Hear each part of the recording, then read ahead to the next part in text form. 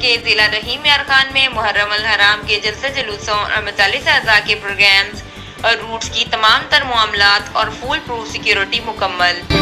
DPO रहीम यार खान मुंतजिर मेहदी साहब ने तमाम एसडीपीओज के साथ जिला रहीम यार खान का दौरा किया। सदर सर्कल रहीम यार खान के एसडीपीओ राना अकमल रसूल नादिर और मरकज रुकनपुर में पहले से भी ज्यादा ऐसा तरीके से पुलिस अमले को हाई अलर्ट कर दिया गया है।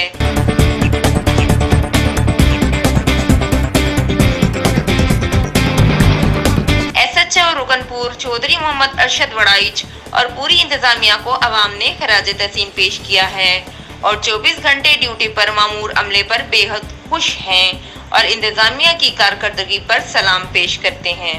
पुलिस अमले को हाई अलर्ट कर दिया गया है। डीपीओ रहीम यार खान मुंतजिर मेहदी साहब ने तमाम एसडीपीओज के साथ जिला रहीम यार खान का दौरा किया। एसएचओ रुकनपुर चौधरी मोहम्मद अरशद वड़ाइच और पूरी इंतजामिया को अवाम ने खराज तहसीन पेश किया है।